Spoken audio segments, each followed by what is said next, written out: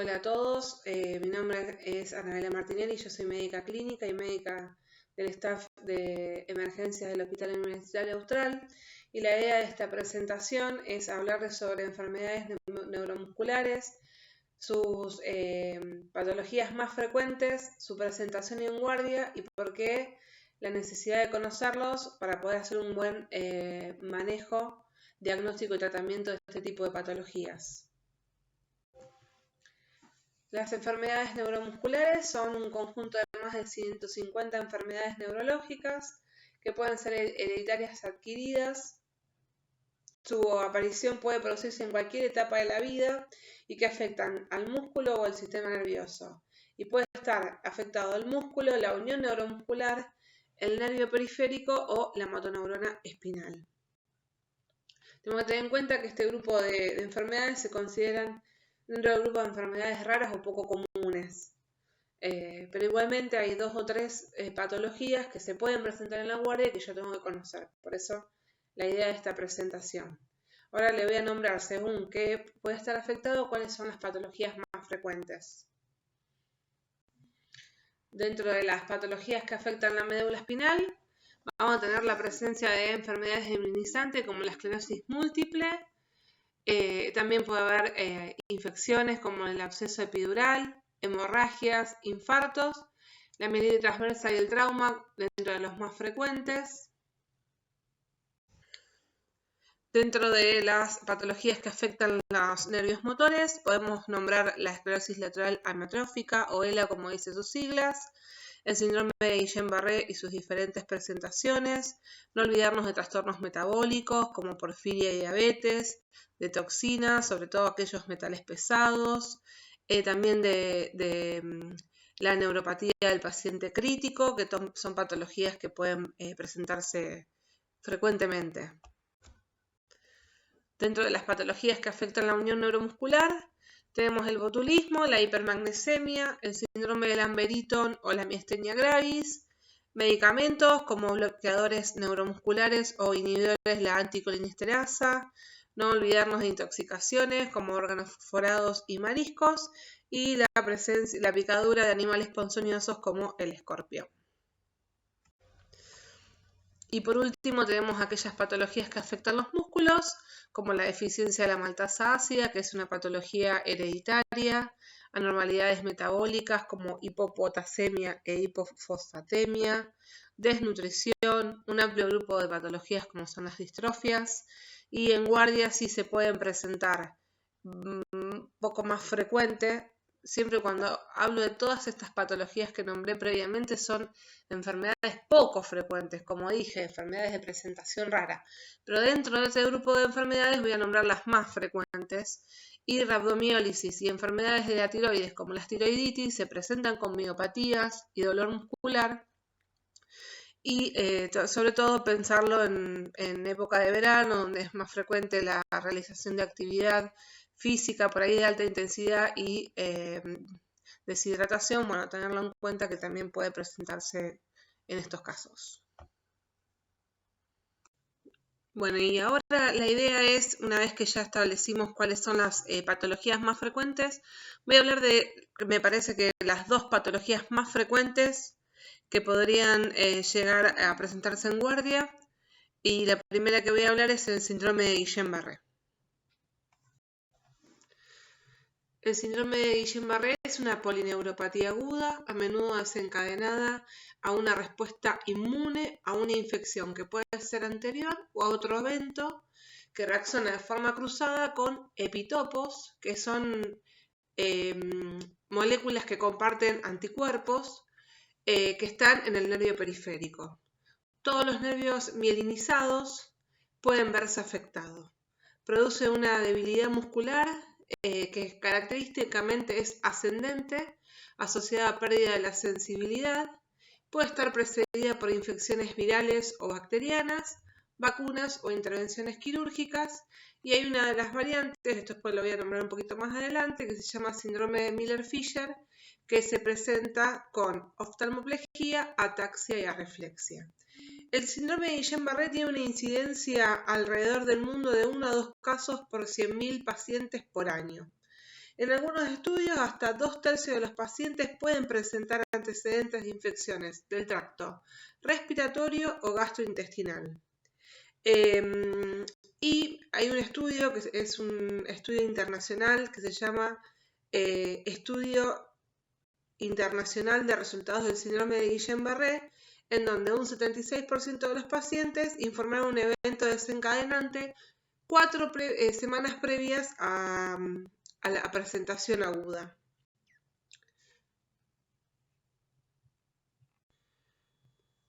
Como dije recién, hasta un 76% de los pacientes reportaron 4 semanas previas al evento agudo algún factor desencadenante. Vamos a repasar acá algunos más frecuentes. Dentro de las infecciones, la infección por Campylobacter jejuni, una de las más frecuentes, está identificado aproximadamente en el 25% de los casos, y la manifestación clínica es una gastroenteritis. Y después hay otras infecciones virales como citomegalo, influenza, que puede ser HIV, HIV, COVID-19 y virus Zika. También puede estar asociado a vacunas. Dentro de las vacunas están la vacuna contra la influenza. Esto se vio un poco más, un aumento de la incidencia de Guillain-Barré con la asociación de vacuna contra la influenza en el año 92 y 93, pero después fue bajando la incidencia. La vacuna meningocócica también presentó algunos casos, vacuna recombinante contra el virus zóster y la vacuna contra el COVID-19. En cuanto al riesgo de desarrollar síndrome de Guillain-Barré con los esquemas de asociación, el riesgo es casi nulo. En un estudio previo con 253 consultores del Reino Unido, la media es de 1.8 casos por millón de pacientes. Y como nuevo, en cuanto a vacunación de COVID-19, se ha observado casos de síndrome de Guillain-Barré con las vacunas de Johnson & Johnson y AstraZeneca. Estos casos estaban reportados en Estados Unidos y en Europa, y más o menos se notificaron 123 casos en alrededor de 13 millones de pacientes. O sea, como vuelvo a repetir, el riesgo de desarrollar un síndrome de Guillain-Barré post vacunación es muy bajo. Otros desencadenantes: cirugías, traumatismos o trasplante de médula ósea, el linfoma de Hodgkin, el lupus eritematoso sistémico y la sarcoidosis. También puede ocurrir con mayor frecuencia durante el embarazo, pero la incidencia puede aumentar en el periodo posparto, y hay algunos medicamentos que pueden desarrollar síndrome de Guillain-Barré, como la terapia con factores de necrosis tumoral, tacrolimus, suramina, isotretinoína y algunos inhibidores inmunológicos. Bueno, la presentación clínica es debilidad. Clásicamente hay una debilidad flácida que está presente en brazos y piernas a nivel proximal y distal. Suele ser simétrica y comienza por las piernas de una manera ascendente hasta miembros superiores, torso y músculos faciales. El compromiso sensorial también está presente en más de un 80% de los casos. Los pacientes pueden referir parestesias en manos y pies, pero estas suelen ser leves, entonces por ahí no son referidas por el paciente.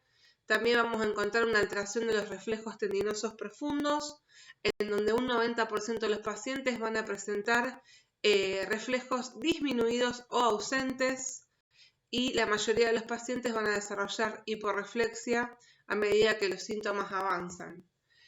Podemos tener también síntomas craneales o vulvares. La parálisis del nervio facial ocurre en un 50% de los pacientes, y la debilidad orofaringea también en un 50%.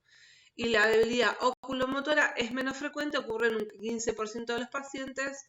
Esto ya hay que buscar por ahí algún diagnóstico diferencial. Y otros síntomas poco comunes: está el papiledema, que puede presentarse con proteínas del líquido cefalorraquídeo muy elevadas. También puede haber pérdida de audición, signos meningios, parálisis de las cuerdas vocales y alteración del estado mental. En general, la fase de recuperación se extiende entre 4 a 6 meses. El 20% de los pacientes pueden presentar secuelas permanentes y la mortalidad es de un 5% y asciende a un 7% en aquellos pacientes que requieren asistencia respiratoria mecánica. Los síntomas iniciales pueden ser bastante leves y volverse más evidentes en un lapso de días a unas semanas después de la aparición de los síntomas iniciales. Y sí pueden progresar hasta un nadir que son alrededor de las 2 semanas. A modo general y dentro de lo que podemos hacer en la guardia, el diagnóstico del síndrome de Guillain-Barré va a estar establecido a través de la solicitud de estudios de laboratorio, dentro de estos perfil hematológico, glucosa, velocidad de electrosedimentación y gases en sangre. También vamos a realizar una punción lumbar donde vamos a pedir celularidad, glucosa en líquido cefalorraquídeo, proteínas, serologías y anticuerpos. Esto ya, anticuerpos es para una etapa más avanzada y serología es para establecer un diagnóstico diferencial si la sospecha inicial no se correlaciona con síndrome de Guillain-Barré. En cuanto a las imágenes, se pueden solicitar resonancia magnética, tomografía y ecografía del nervio periférico. Esto es lo mismo, no es necesario hacer imágenes del sistema nervioso central iniciales en guardia, siempre y cuando yo tenga una sospecha diagnóstica de síndrome de Guillain-Barré. Si la sospecha diagnóstica es otra, sí, ahí sí se pueden pedir estudios por imágenes. Y esto ya por fuera de la guardia, el electromiograma tiene patrón característico y puede servir también para estudiar la evolución de la enfermedad. A partir de la evolución de esta en las próximas semanas se pueden ir pidiendo electromiogramas seriados. Lo dejo para que lo sepan, pero esto obviamente es algo que no se hace en la guardia como parte del diagnóstico inicial. Los criterios diagnósticos van a estar establecidos por la presencia de arreflexia, disociación albumino-citológica en el líquido cefalorraquídeo y una debilidad progresiva que va de brazos y piernas, que va desde una debilidad que puede ser mínima en el inicio de la enfermedad y que puede progresar hasta una parálisis total de las 4 extremidades y que puede incluir el tronco, los músculos vulvares, faciales y presentar oftalmoplegia externa. El líquido cefalorraquídeo se va a encontrar alterado en un 50% de los pacientes en la primera semana y hasta un 75% de los pacientes en la tercera semana.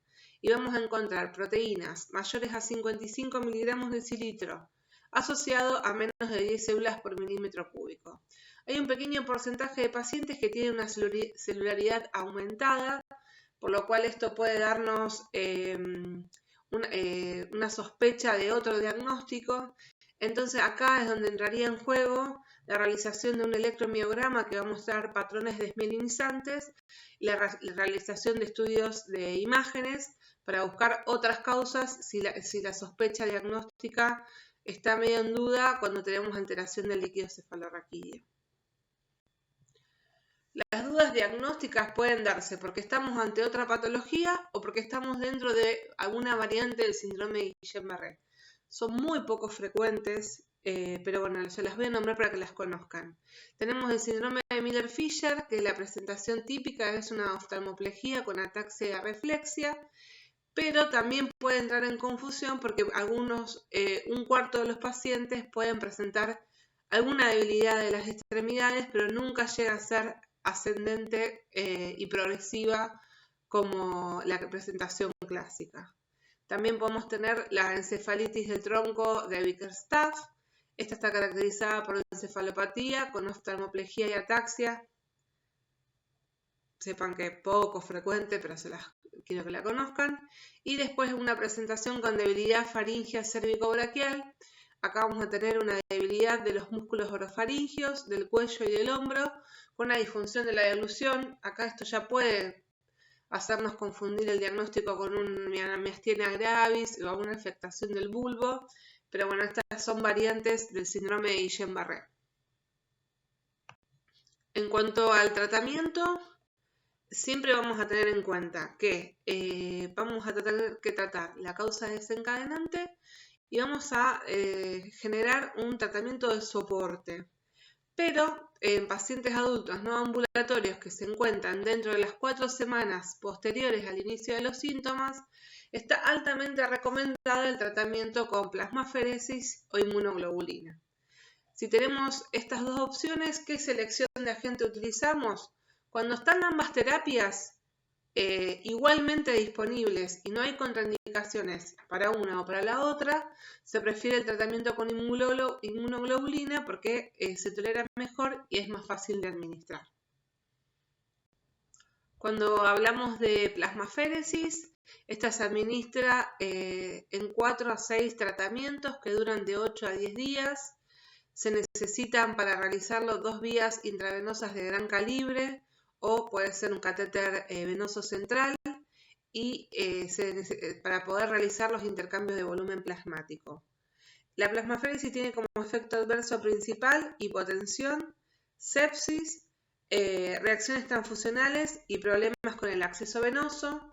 Por eso cuando hablábamos recién de qué agentes preferir, de preferencia por ser más fácil, está la administración de la inmunoglobulina. Pero si no se cuenta con inmunoglobulina, la plasmaféresis tiene la misma eficacia que la inmunoglobulina.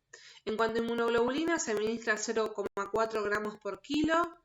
Se recomienda un pretratamiento con solución salina y paracetamol y difenidramina. Ambos 30 minutos antes de la infusión. La infusión se inicia lentamente para poder controlar los efectos adversos y se va aumentando cada 15 a 30 minutos según la tolerancia del paciente hasta poder llegar a 6 a 8 miligramos kilo hora según la formulación que tenemos presente.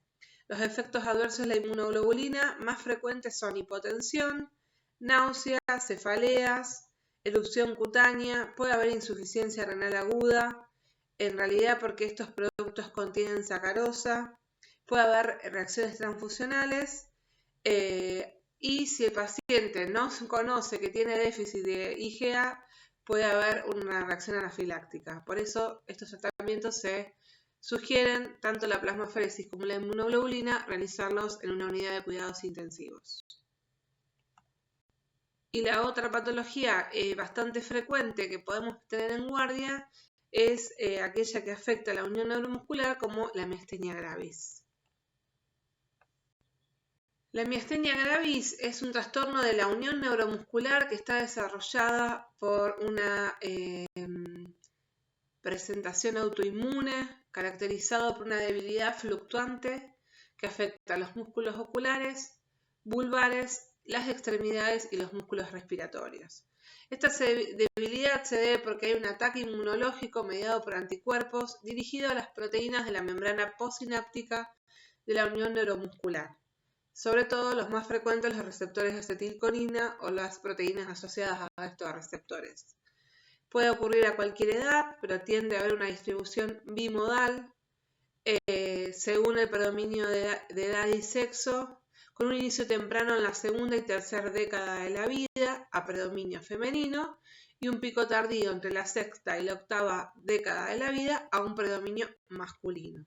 Es la más frecuente de las enfermedades de la unión neuromuscular, por eso la presentación está esta patología, con una prevalencia aproximada de 70 a 320 casos por millón de pacientes, y tenemos que tener en cuenta que puede estar asociadas a otras patologías autoinmunes como el lupus, la tiroiditis, la artritis reumatoide, la psoriasis, el pénfigo y la anemia hemolítica autoinmune. Puede haber dos formas clínicas de presentación: la miastenia gravis ocular, que es una debilidad que se limita a los párpados y a los músculos extraoculares. Este tipo de presentación hace que el diagnóstico lleve por ahí diría años, porque solo se presenta a nivel ocular y el paciente lo puede asociar a cansancio.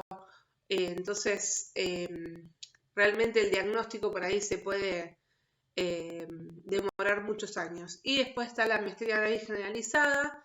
Estas son lo más típico, con debilidad, que hay una combinación variable de músculos entre oculares, vulvares, de extremidades y respiratorios. Y en cuanto a la gravedad de los síntomas, se puede clasificar en 5 clases. La clase 1 es una debilidad aislada solo a los músculos oculares. La clase 2 es una debilidad generalizada leve, pero que afecta a los músculos no oculares. La clase 3 es una debilidad generalizada moderada que afecta a los músculos no oculares. La clase 4 es una debilidad generalizada grave que afecta a los músculos no oculares.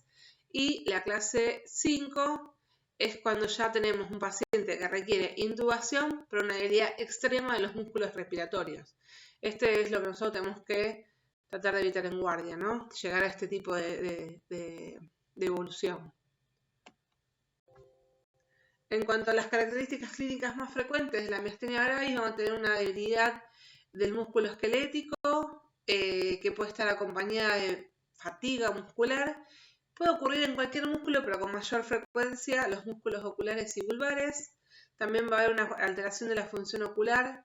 Dentro de los síntomas más frecuentes son tosis palpebral debido a la debilidad de los músculos elevadores palpebrales y diplopía debido a la debilidad de los músculos extraoculares. La presentación de estos dos síntomas pueden ser, o en general son asimétricos. La tosis puede cambiar de un ojo al otro con la evolución de la enfermedad. Puede comenzar unilateral y volverse bilateral, y puede comenzar bilateral y mejorar de un ojo y volverse unilateral. En ocasiones puede ser tan grave que también obstruya la visión del ojo. Y en cuanto a la diplopía, también la diplopía puede ser que mejore cuando el paciente ocluye o cierra un ojo, puede ser horizontal o vertical, y a veces puede ser intermitente con periodos de visión borrosa, en donde realmente se manifiesta, y esto sobre todo, estos síntomas se exacerban a la noche. El paciente cuando descansa durante la noche, cuando se levanta, mejoran. Por eso también a veces están asociados con fatiga. Y alteraciones de la función vulvar, vamos a encontrar debilidad de los músculos de los faringios, con alteración de la expresión facial, y puede haber también compromiso respiratorio con riesgo de aspiración. Se manifiesta con disartria, disfagia y alteración de la expresión facial. Como dije, los pacientes tienen como cara de cansado, son pacientes que están inexpresivos. En cuanto a disartria y disfagia, la debilidad de los músculos orofaringios hacen que el paciente pueda presentar habla nasal o disminución de la intensidad de la voz, una hipofonía.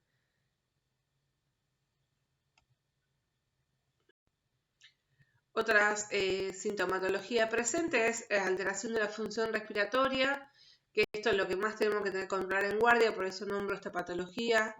La debilidad de los músculos respiratorios produce síntomas graves y puede conducir a una insuficiencia respiratoria que generalmente está desarrollada cuando el paciente presenta lo que se llama una crisis miasténica, que ahora más adelante lo voy a nombrar.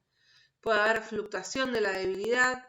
Estos pacientes pueden tener fatiga de ciertos grupos específicos y, como dije previamente, la debilidad puede ir fluctuando a lo largo del día, siempre empeorando durante la tarde o durante la noche o después del ejercicio. Y alteración de la fuerza del cuello y las extremidades. En algunos pacientes con miastenia gravis generalizada se puede encontrar debilidad de los músculos extensores y flexores del cuello y tiende a verse afectada con mayor frecuencia de estos músculos las piernas.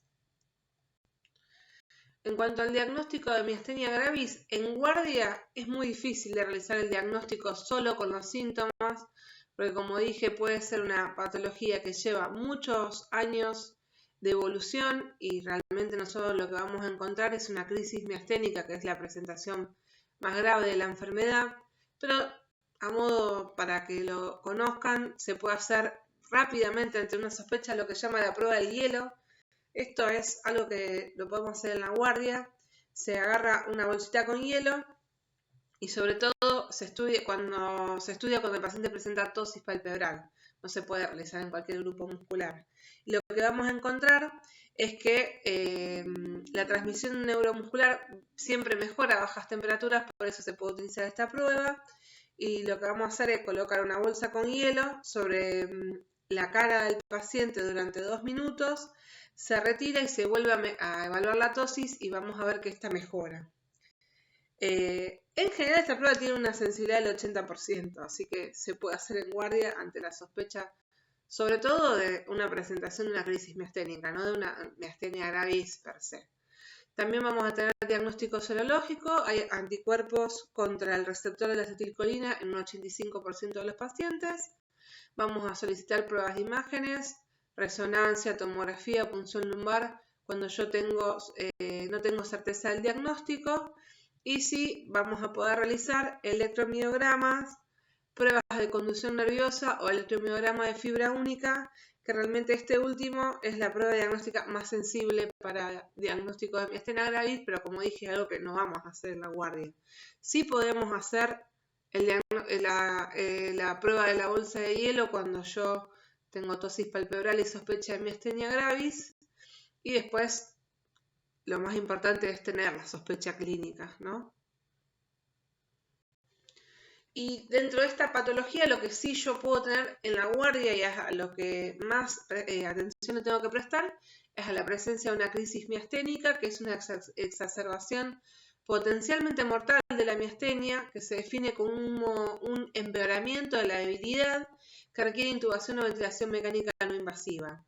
Vamos a encontrar insuficiencia respiratoria por debilidad de los músculos respiratorios, pero también puede estar asociada a una debilidad grave de los músculos valvulares orofaringios, que cuando se produce obstrucción de las vías aéreas superiores, disfagia, disartria, mal manejo de la tos o de las secreciones, voy a necesitar una intubación o una ventilación mecánica no invasiva. Por eso también hay que tenerlo en cuenta. Siempre que tengo un paciente que tiene diagnóstico de miastenia gravis ya conocido y consulta a la guardia por empeoramiento de los síntomas y yo sospecho una crisis miasténica, tengo que saber que va a estar precipitada por una variedad de factores, pero lo más frecuente es una infección. También puede estar exacerbada por ciertas situaciones de estrés, como intervenciones quirúrgicas, embarazo, parto o reducción de los medicamentos. Además puede ocurrir espontáneamente como parte de la evolución natural de la enfermedad, y también tenemos que tener en cuenta, sobre todo si yo tengo un paciente que consulta a la guardia, que hay varios fármacos que pueden empeorar la debilidad de la miastenia y debe considerarse como factores precipitantes. Y este cuadrito que está acá se los dejo para que tengan en cuenta qué medicamentos se deben evitar o utilizar con precaución en pacientes de miastenia gravis. Lo ideal sería buscar una opción B, pero si yo no tengo opción B, darle pautas de alarma al paciente o saber que tienen que aumentar la dosis de su medicación de base de tratamiento cuando están utilizando concomitantemente alguno de estos medicamentos. Tener en cuenta que los agentes anestésicos como rocuronio, becuronio y succinilcolina pueden empeorar los síntomas, así que aquellos que van a ser sometidos a cirugías pueden tener una crisis miasténica. Dentro de los antibióticos, tener en cuenta que se usa bastante las fluoroquinolonas en la guardia, como la cipra, la levofloxa, también los macrólidos como acitro y claritro. Tener en cuenta que lo ideal sería no dárselo a este grupo de pacientes. También, medicamentos cardiovasculares como los bloqueantes beta, como la atenolol y el labetalol, propanolol y metoprolol. También, dentro de otros tipos de medicamentos, tener en cuenta los glucocorticoides, las estatinas, el magnesio y los contrastes iodados si el paciente viene de realizarse un estudio con contraste y tiene empeoramiento de los síntomas. Se los dejo porque está bueno tenerlo en cuenta. Los signos y síntomas que yo voy a tener ante un paciente con una crisis miasténica, ya dije, es empeoramiento de la debilidad muscular, pero vamos a tener en cuenta que hay disnea, que empeora cuando el paciente se encuentra sobre todo en decúbito supino. Se cree que este síntoma se debe a la mayor dependencia de la gravedad para la función diafragmática durante una crisis miasténica. Va a tener disfagia severa con una tos débil y con una debilidad para eliminar secreciones, por eso también hay que tenerlo en cuenta si no solo veo alteración de los músculos respiratorios. Hay signos de debilidad de los músculos respiratorios que puede estar precedido por hipofonía. El paciente hace pausas para hablar y necesita como tomar aire para poder seguir a hablar. Esfuerzo respiratorio deficiente, aumento de la frecuencia respiratoria con respiraciones superficiales, uso de los músculos accesorios de la respiración y respiración paradójica. Hay que tener en cuenta que estos signos de dificultad respiratoria pueden ser menos evidentes a medida que avanza la crisis, entonces hay que estar muy atento porque si uno no está atento, uno puede pensar que está mejorando el paciente y en realidad es un empeoramiento de la patología. Por lo tanto, es de vital importancia evaluar las pruebas con pruebas de función de los músculos respiratorios, como bueno, voy a hablar ahora. Es importante realizar mediciones de la capacidad vital. Si el paciente tiene una capacidad vital inicial baja de menos de 30 milímetros por kilo, y si el paciente igualmente no respira con dificultad, hay que tener en cuenta porque es un paciente que va a ser candidato a una intubación enotraqueal. Cuando el paciente va a necesitar en una crisis meténica soporte ventilatorio, cuando la capacidad vital es menor entre 15 y 20 mililitros por kilo y cuando la Pimax es menor a menos 25 o menos 30 centímetros cúbicos de agua. Todas estas pruebas de función de los músculos respiratorios yo la voy a nombrar más adelante como para que la tengan en cuenta, pero acá les dejo el resumen de qué parámetros son indicadores de soporte ventilatorio. Otras indicaciones adicionales para ventilación mecánica incluyen dificultad respiratoria, acidosis respiratoria progresiva a pesar del tratamiento y mal manejo de secreciones.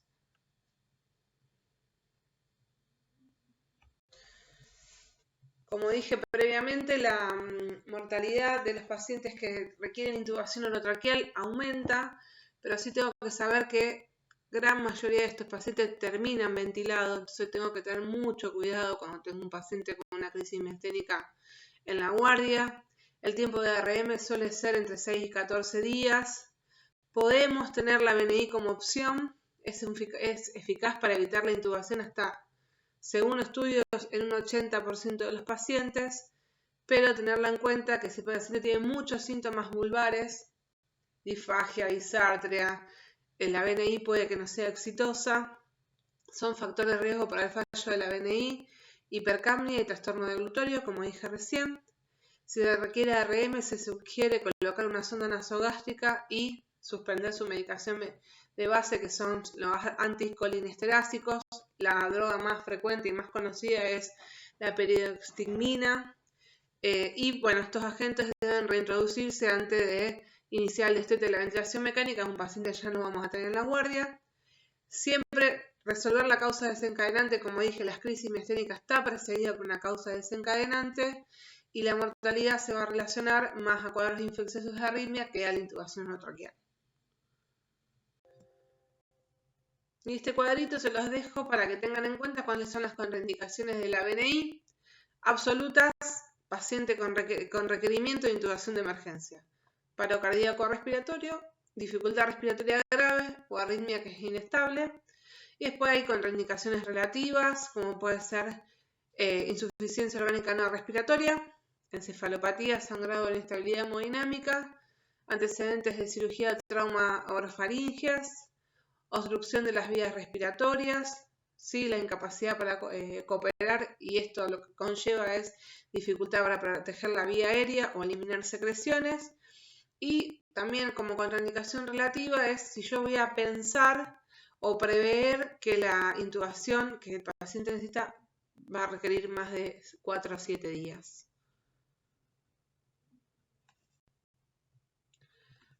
Se los dejo también para que lo conozcan. La crisis mesténica tiene dos tipos de tratamiento.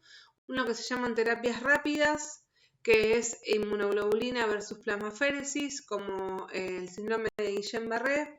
En la elección de una terapia rápida hay datos limitados que comparan las dos terapias y la evidencia disponible no ha demostrado una ventaja entre una y la otra, pero siempre vamos a utilizar la que yo tenga disponible. Si tengo disponible las dos, tanto como en el síndrome de Guillain-Barré, la inmunoglobulina es de preferencia porque tiene menos efectos adversos. Y después hablamos de inmunoterapia crónica. La recomendación es que sea el inicio simultáneo de una terapia inmunomoduladora crónica con una terapia rápida, para poder mantener el beneficio de recuperación en las primeras semanas de evolución de la enfermedad. La mayoría de los pacientes con crisis miasténica se sugiere el inicio de glucocorticoides. Prednisona ya puede ser por sonda nasogástrica de 60 a 80 miligramos por día. Y en cuanto a las terapias rápidas, como dije, para miastenia gravis tenemos plasmaféresis versus inmunoglobulina. La plasmaféresis son 5 tratamientos de intercambio de 3 a 5 litros con 5% de albúmina, que se lleva durante 7 a 14 días. El inicio del efecto está dado entre el primer día y los 7 días de iniciado el tratamiento, con un efecto máximo a las 3 semanas. Y los efectos adversos: infección de la vía, hipotensión, puede haber tromboembolismo, sangrado, reacciones adversas al anticoagulante, que se utiliza para la realización del tratamiento. Y la inmunoglobulina es 2 gramos kilo en dosis divididas durante 2 a 5 días. El inicio del efecto es de 1 a 2 semanas. Tiene un inicio de efecto un poco más prolongado, con un efecto máximo entre la primera y la tercera semana. Y las reacciones adversas están relacionadas con cefalea, escalofríos, enrojecimiento, puede haber náusea, taquicardia y disnea, puede haber reacciones tardías como tromboembolismo, insuficiencia renal o complicaciones hematológicas, que también están dados por la administración de inmunoglobulina. Por lo tanto, estos pacientes, como tanto en el Guillain-Barré, cuando necesitan terapias rápidas, tienen que estar en unidad de cuidados intensivos. Y en cuanto a inmunoterapia crónica, ya dijimos que glucocorticoides es de elección. Tiempo de aparición del efecto de los glucocorticoides de 2 a 3 semanas, con un efecto máximo a los 5 o 6 meses para la prednisona. La dosis, como dije recién, de 60 a 80 miligramos kilo. También puede estar asociado con acetropina o micofenolato. Otras terapias biológicas que están basadas en anticuerpos, no es tan frecuente acá en Argentina, pero son los inhibidores del receptor FC, los inhibidores de complemento o terapias de agotamiento de células B. Esto no lo dije, pero a veces la miastenia gravis está asociada a la presencia de un timoma. Entonces la cirugía, la timectomía, es de elección en los pacientes con crisis miasténica. Y en cuanto a terapia sintomática con anticolinérgicos como la piridoxicmina, como dije, se suspende cuando el paciente tiene una crisis miasténica y se trata de reiniciar cuando estoy en plan de hacer un weaning de la intubación orotraqueal. Y por último, este es un cuadrito de resumen de manejo de la crisis miasténica, que como dije es la presentación más grave de la miastenia gravis y es la presentación que yo voy a tener que manejar en guardia. Siempre que tengo un paciente con una crisis miasténica, lo ideal sería poder realizar el ingreso a unidades de cuidados intensivos. Si no lo puedo hacer, mientras lo tengo en la guardia, medir mi capacidad vital con frecuencia hasta cada 2 horas, y si vemos que hay una alteración de esta, tenemos que asumir que el estado respiratorio se está deteriorando. Yo ahora voy a hablar de las pruebas funcionales respiratorias para que ustedes tengan en cuenta. Vamos a tener que tener en cuenta la intubación selectiva, particularmente en aquellos pacientes que tengan disminución de la capacidad vital por menos de 15 a 20 mililitros por kilo, disminución de el Pimax, menos 25, menos 30, es decir, que va empeorando de 0 a menos 30, signos clínicos de dificultad respiratoria, evidencia de acidosis respiratoria progresiva y dificultad para manejar secreciones. Trato de no llegar a esto, y si yo veo que el paciente va progresando a esto, no esperar para la intubación orotraqueal. Obviamente, retirar temporalmente los anticolinestéricos, como dije recién, buscar y tratar la causa precipitante, fármaco, infecciones, situaciones de estrés. Iniciar una terapia rápida con recambio plasmático como la plasmaféresis o la inmunoglobulina. Iniciar también a la vez un tratamiento inmunomodulador, como nombré recién en el cuadrito previo, y después iniciar la terapia inmunomoduladora y reanudar los medicamentos anticolinesterasas. Considerar la suspensión de la ventilación mecánica, pero bueno, eso ya no lo haríamos nosotros en la guardia. Pero este cuadrito está bueno para tenerlo en cuenta siempre en el manejo de las crisis miasténicas. Ahora bien, ya a modo de resumen inicial, ya sabemos que hay enfermedades neuromusculares que son un montón, que son raras, que pueden afectar el músculo, la unión neuromuscular, el nervio, pero lo más importante es que yo tengo que saber que hay ciertas patologías que yo puedo tener en guardia. Dentro de las más frecuentes, el síndrome de Guillain-Barré y la miastenia gravis, como en realidad su presentación más grave, que es la crisis miasténica. Entonces, ante estos dos casos, ¿qué tengo que hacer yo en guardia? ¿Cómo me voy a manejar y qué pruebas funcionales tengo que hacer? Y como dije recién, ¿por qué la importancia de conocer estos síndromes? Básicamente, porque yo voy a tener en la guardia un paciente que consulta por debilidad de los músculos respiratorios. Y yo voy a tener que estar atento a que este paciente no termine en una insuficiencia ventilatoria o respiratoria y que tenga que intubarlo. Las características clínicas van a depender de qué grupo muscular está afectado y los síntomas y signos también va a depender de la evaluación y de la evolución de la enfermedad. Pero tengo que tener en cuenta que hay algunas patologías que tienen una evolución aguda, como un Guillain-Barré. Es muy poco frecuente la recurrencia del Guillain-Barré, pero bueno, en general es aguda la presentación. Una evolución crónica, como la esclerosis lateral amiotrófica o las atrofias musculares. Una evolución recurrente puede darse en las crisis miasténicas y progresivas en el ELA o también en lo que son los tumores medulares. Los signos y síntomas ya lo nombré en cada patología, pero sí me gustaría que sepan que a veces las primeras manifestaciones de la alteración de la ventilación está dada durante el sueño. Entonces el paciente hay que interrogarlo y preguntarle si tiene síntomas relacionados con asfixia durante el sueño, hipersomnolencia diurna, cefalea, sobre todo cuando son matutinas, fatiga, hay un deterioro cognitivo progresivo y puede haber insomnio, entonces esos pueden ser los primeros síntomas de la enfermedad. Y después, bueno, hipoventilación en paciente despierto, que son los síntomas clásicos: disnea, ortopnea, respiración superficial, uso de músculos accesorios, respiración paradojal.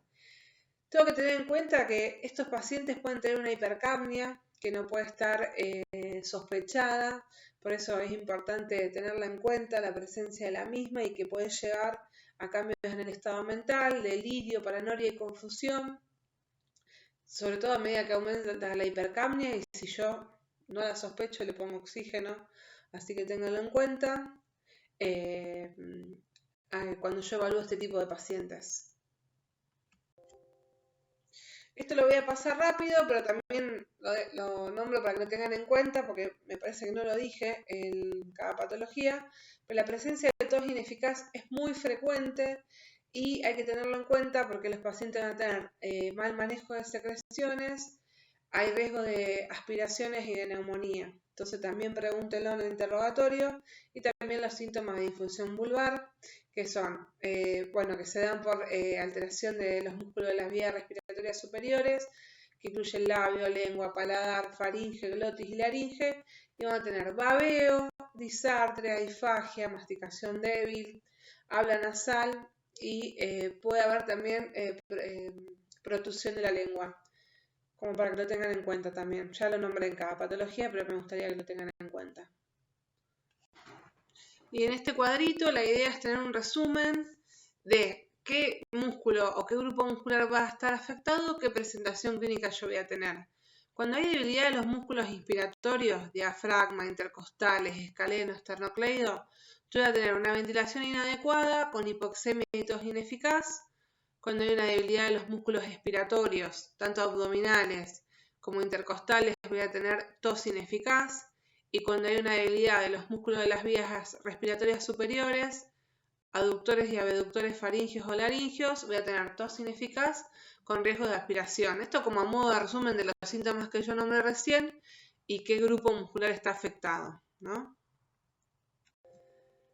Y acá ya vamos a hablar de la evaluación inicial en general de este tipo de patologías que se presentan con alteración de la musculatura respiratoria. ¿Qué yo tengo que hacer como manejo rápido en guardia, independientemente de cada patología?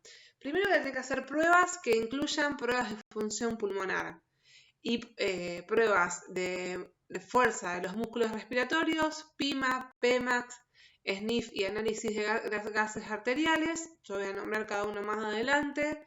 También cuando hay sospecha de debilidad diafragmática vamos a realizar una radiografía de tórax que puede ser vertical y vamos a evaluar si el paciente se puede parar la fuerza del diafragma. Si los pacientes tienen síntomas relacionados con el sueño, ya puedo pedir una polisomno, pero esto ya escapa de lo que es la guardia. Y en aquellos pacientes que yo sospecho tos débil, vamos a evaluar la fuerza de la tos para poder confirmar la debilidad de los músculos respiratorios y instalar una terapia que la idea es no llegar a la intubación o llegar a la intubación para evitar todas las complicaciones de la progresión de estos tipos de patologías. Las dos cosas. La intubación precoz también es una terapia que yo tengo que tener en cuenta, ¿no? Dentro de las pruebas de función pulmonar que yo puedo realizar a través de un espirómetro, ¿qué voy a tener yo presente? Es un patrón de restricción en la espirometría, B1, capacidad vital forzada y capacidad vital reducida. También va a haber una disminución de la capacidad vital y la capacidad vital forzada en pacientes que están en posición vertical y supina. Si yo puedo hacer las mediciones de las dos maneras, voy a encontrar una diferencia mayor al 10%, cuando lo normal es entre un 5 y un 10%, y puede haber una difusión de dióxido de carbono conservada. Esto, bueno, es más difícil de hacerlo en la guardia. Pero estas dos pruebas anteriores sí las vamos a hacer y ahora les voy a explicar cómo. Y después voy a tener también las pruebas de fuerza de los músculos respiratorios, que son PIMAX, PEMAX y el olfateo nasal. La PIMAX en los pacientes con dificultad de la fuerza de los músculos respiratorios va a estar ampliamente disminuida. Ahora le voy a poner los valores. La PEMAX también va a estar disminuida y el olfateo nasal también va a estar disminuido. El olfateo nasal es una prueba que en Argentina yo no lo he visto que lo hagan porque se necesita un aparato especial, pero bueno, yo los nombro porque suele estar utilizado en aquellos pacientes que tienen debilidad de los músculos orofaringios y que no pueden realizar la prueba con el dispositivo que sí tenemos la mayoría de la gente en la guardia. Bueno, como le dije, ahora se los voy a nombrar. Y este cuadrito es como un resumen de qué pruebas yo tengo que realizar en pacientes con sospecha de enfermedad neuromuscular o de alteración de la pared torácica, que como le dije, espirometría, ahí voy a tener capacidad vital forzada, BEF1, relación BEF1, capacidad vital, volúmenes pulmonares, también a través de la espirometría, y PIMAX y PEMAX también lo podemos realizar, asociado también a una gasometría arterial, si la capacidad vital forzada es menor a 1 litro. Pero esto como un resumencito de las pruebas cuando sepan lo que, para cuando necesiten saber qué es lo que tenemos que hacer. Bien, ¿y qué tengo yo en la guardia? ¿Con qué puedo yo contar en la guardia para realizar este tipo de pruebas? Básicamente, sumado a todo lo que dijimos, pero básicamente puedo utilizar el dispositivo que está a la izquierda, que es un espirómetro portátil, tiene una boquilla, donde se le pone un adaptador que es descartable y el paciente tiene que ocluir con su boca toda esa boquilla. Ahora le voy a explicar cómo se hace la prueba.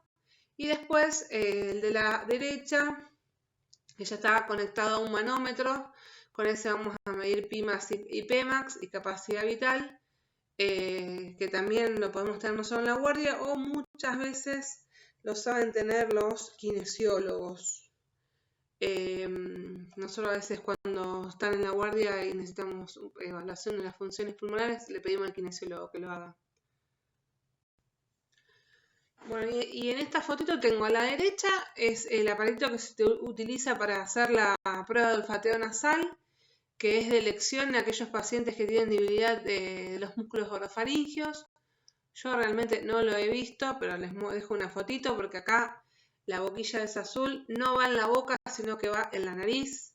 La boca sí tiene que estar ocluida, pero se los dejo para que lo conozcan. Y en cuanto a las pruebas, yo voy a hacer una prueba con el espirómetro, que es la foto anterior, la del espirómetro portátil. En este caso, acá esta foto tiene como un cable porque los datos van conectados a una computadora, pero en el otro aparatito yo lo voy a tener sobre el aparato. Es una prueba en donde yo tengo que tener al paciente sentado, tiene que generar una oclusión total de la boquilla con toda su boca. Importante, porque yo lo he visto en la guardia que siempre se olvidan, es taparle la nariz para que no haya fuga de aire. Y lo va a realizar 3 veces. Puede tener una diferencia entre una prueba y la otra de 1 minuto y voy a anotar el mejor valor de las 3 pruebas. Y esa misma prueba me va a dar el Pimax, el Pmax y la capacidad vital. Y lo que se hace es una inspiración profunda con una expiración máxima que después tiene que ser prolongada hasta llegar a los 6 segundos.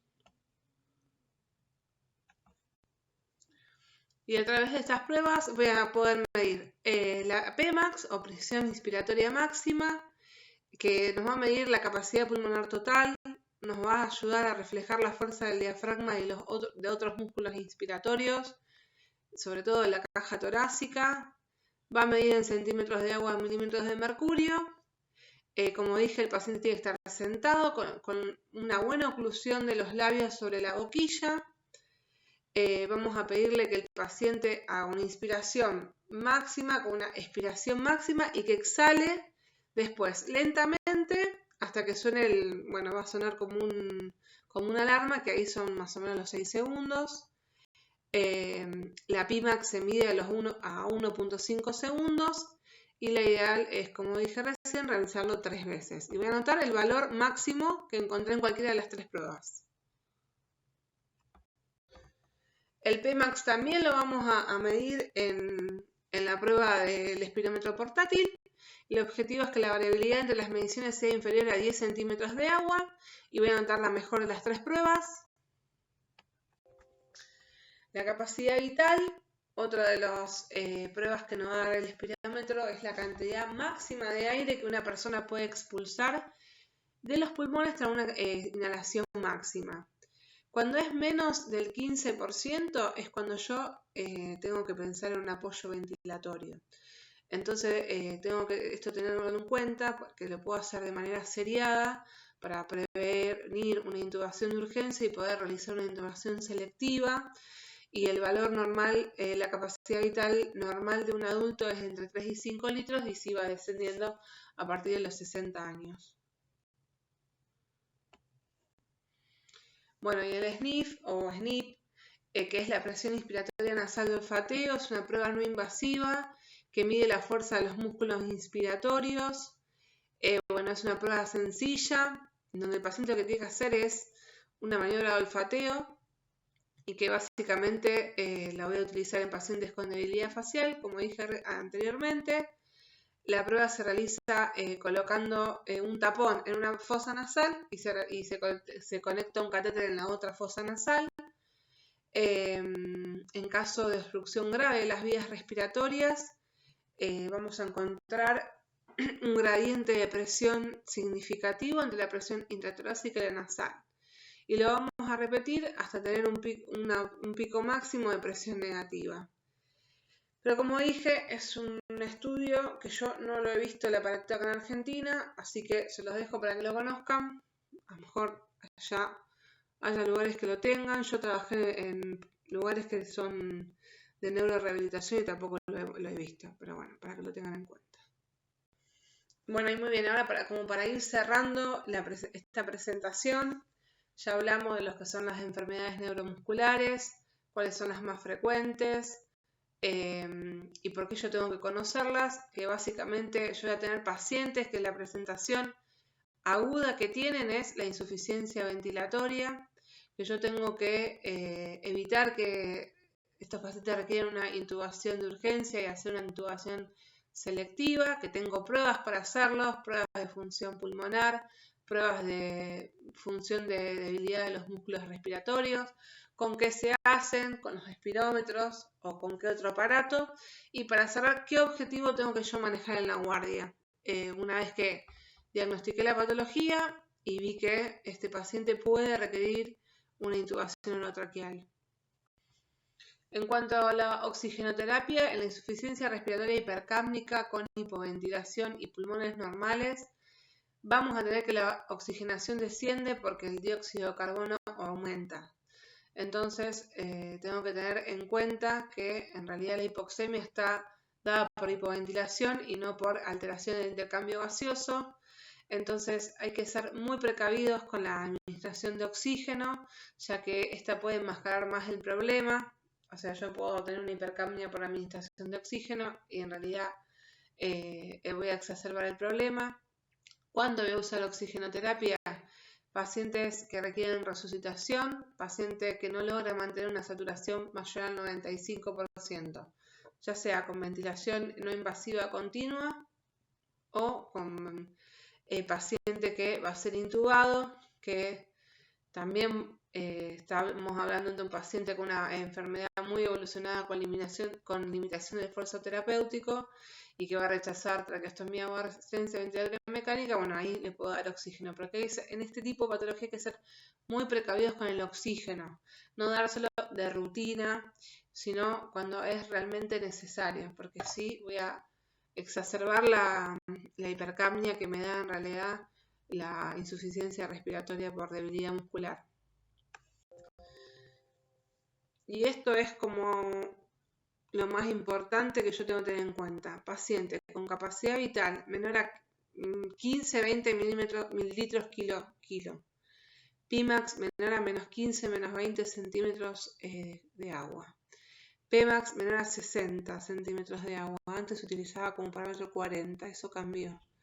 Estos parámetros, si yo lo tengo presente, son indicación de apoyo ventilatorio invasivo.